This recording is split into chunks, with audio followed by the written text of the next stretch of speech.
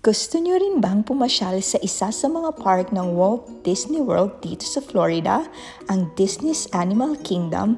Halika na at ipapasilip ko sa inyo yung pagpasyal namin dito.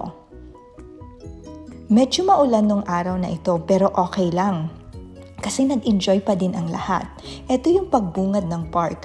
May mga shops, madaming mga puno, halaman at manghang-mangha dito yung bulilit ko.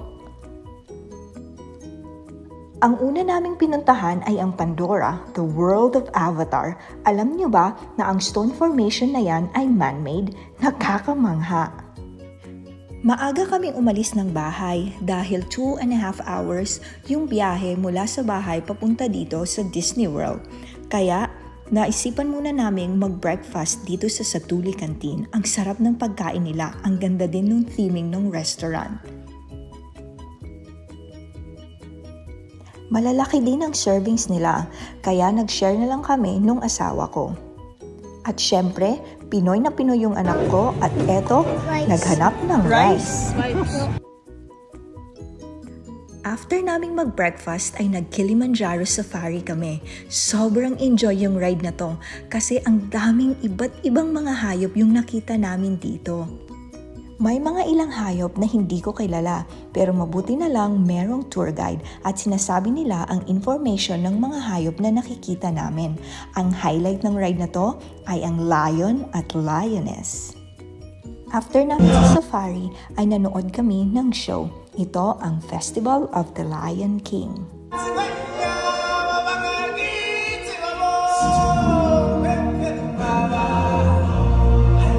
Enjoy na enjoy dito yung anak ko sa panunood at syempre ako na din.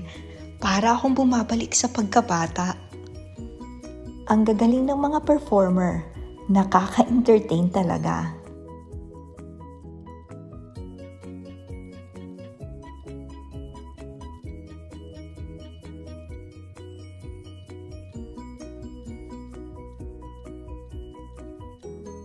Ito yung paborito kong parte nung show nila kasi kinakanta dito ang Can you feel the love tonight? Ano ba yan? Kumanta pa. After ng show ay trinay namin tong Dole Whip Pineapple Cup and Pineapple Crisp Sundae. Dahil may energy na ulit, trinay ng asawa ko at ng dalaga ko ang roller coaster ride na ito. Hindi ako sumama kasi hindi ko kayang mag-roller coaster. After ng thrilling ride ay trinay naman namin tong Navi River Journey. Isa itong scenic boat ride attraction. Nadadalhin ka sa bioluminescent rainforest ng Pandora, yung sa Avatar na movie. Meron ditong mga glowing plants, exotic creatures, at impressive na animatronic. Ganitong ride ang gustong-gusto ko, yung kalmado lang, hindi yung tipong lumalabas yung kaluluwa ko sa katawan ko. Kayo ba? Anong mas gusto nyo?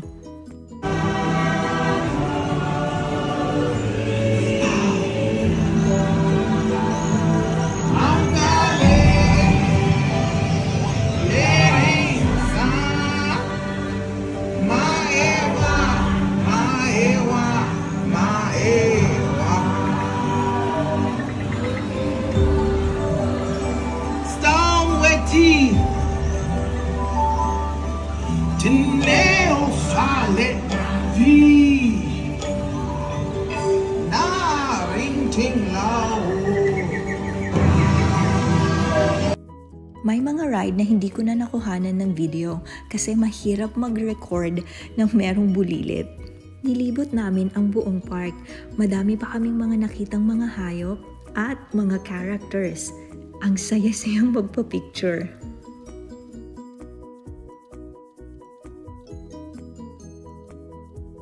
After sa Animal Kingdom ay pumunta na kami sa aming hotel. Ito ang bagong hotel ng Epic Universe, ang Stella Nova. Ang colorful, ang ganda. Ito naman yung kwarto namin. May energy pa dito ang bulilit ko kahit na masyal ng buong araw. Ito yung view ng hotel namin. Yung hotel na yan naman ang Terra Luna. Ang Stella Nova at Terra Luna ay dalawa sa tatlong bagong mga hotels ng Universal Studios. Past 7 na ng mga oras na to.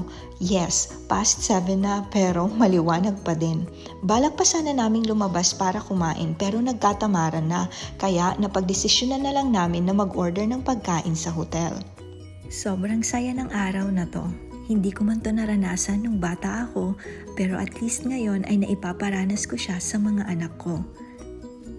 Sana kayo rin ay nag-enjoy sa mini vlog na ito. Abangan nyo yung mga susunod namin na uploads. Hanggang sa muli! Bye!